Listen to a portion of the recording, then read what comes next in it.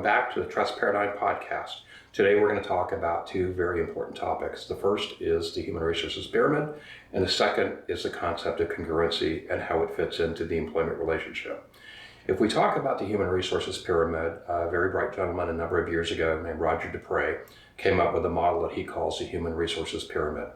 And what he suggests is that every person in every environment ask a series of 6 questions, and they ask 6 questions in a very specific order. The first question that they ask is, what is my job? The second question that they ask is, how am I doing? The third question that they ask is, does anybody care? The fourth question that they ask is, what do we do?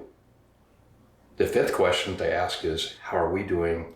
And the sixth question is Dupre would refer to as organizational self-actualization, which is, how can I help? I think that we've heard that in a different context when we hear Simon Sinek talk about the idea of why. But the interesting thing is, as an organizational development consultant and human resources practitioner and C-level executive, I will tell you what I have seen most organizations do wrong. And that is, we spend a lot of time and money and energy on the last 3 questions and not nearly enough time and energy and money on the first 3 questions. And the problem there is, if you don't answer those first 3 questions, the likelihood that you're going to get that engagement, that organizational self-actualization, is pretty close to 0. And quite frankly, most organizations answer those first 3 questions pretty poorly. So a number of years ago, I had the opportunity to attend some training that was actually for salespeople, integrity selling by Dr. Ron Willingham. And the concept of congruency is a very, very important one. And there's a couple of dimensions to it. The first dimension is Dr. Willingham says that if you think about people, we operate in 3 levels. And think about this in terms of the snowman, so if you can have this visual. The head of the snowman is the I think, the intellectual level.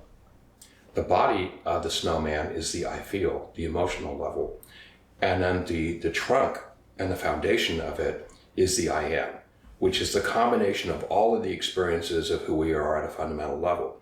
And what Dr. Willingham pointed out, very, very importantly, is in most cases when we do training, when we do change management, we focus on the head. And that people's reality actually lives in the I am. If all you're trying to do is change people using an intellectual model, this is why so many training programs fail, because we are not actually engaging the total person. Dr. Willingham also has a model that he calls congruency. And congruency is actually both simple and it's brilliant in its simplicity. And we're not talking about congruency in terms of a mathematical equation, we're talking about people. And the 5 levels of congruency are, the first one is how you look at the activity that I'm asking you to perform. And the reason this was so important to Dr. Willingham in sales is because selling is the second thing that people don't want to do. The first thing most people are terrified of doing is public speaking. But number 2 on that list is most people, the idea of selling is very, very negative to them. So if you go into the idea of asking somebody to perform something that they feel like is an awful thing, that's a pretty hard thing to do. The second level of congruency is, do people believe that they have the talent, skills, and the abilities to actually do the activity? The third level of congruency is, are they willing to do the work related to that? The fourth level of congruency is alignment with their values personally. And the fifth level of congruency is their belief in the product or service or who you are as an organization. And what Dr. Willingham would tell you is, if there is not alignment at all 5 of those levels, the chances that you're going to see optimized performance are very, very low. I would tell you that probably one of the most important parts of that congruency metric is the whole idea of values. I feel like as an employer, for me to ask somebody to do something that is not consistent with their values is almost criminal.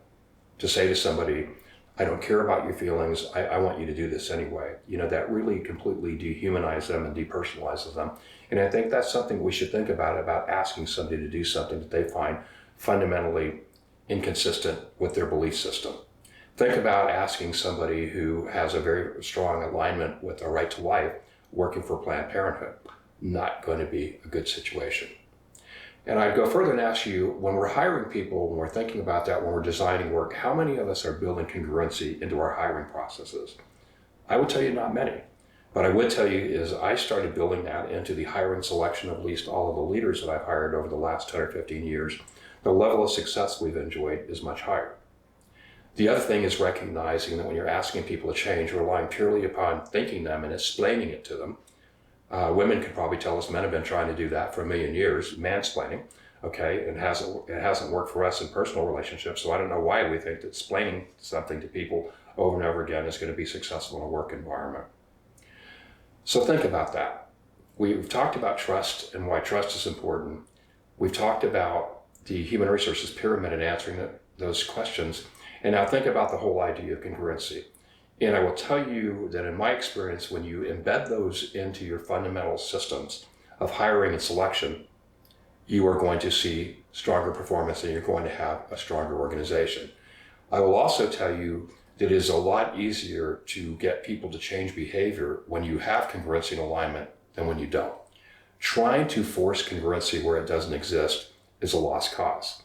Trying to intellectually change people when there's a fundamental issue with them at a belief level is also a lost cause. The congruency model is very, very important. A number of years ago, I found myself in a situation as the chief operating officer for a credit union financial services. And as I think we all realize is what a credit union has changed a lot over the last few years. Previously, credit unions were kind of the anti-bank, but as credit unions have gotten bigger, it's becoming more and more important for them to operate and to actually ask their people to participate in what we would call selling. For a lot of folks, that was a very bitter pill to swallow. In fact, I had employees telling me the reason they left banking and came to credit unions is because they did not want to sell. So our challenge became, is how do you get people to do something that they feel fundamentally uncomfortable with?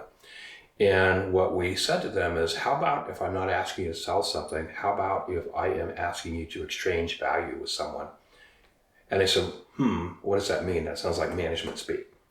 And what I said is, we will never ask you to sell a product to somebody that you don't believe in, that you don't believe is good for them. I'll give you an example. Had a situation where we had one of our branch managers, top selling performer in the entire credit union.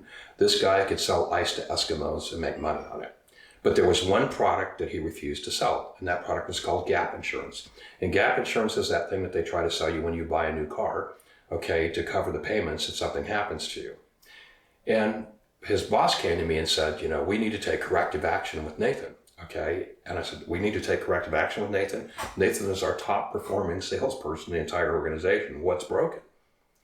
And she said, yeah, but he's not selling gap insurance, and we have a goal for gap insurance. And I said, so let's use a very sophisticated management technique that I learned a number of years ago. And she said, what's that? I said, why don't we ask Nathan why he's not selling gap insurance? Have we tried that?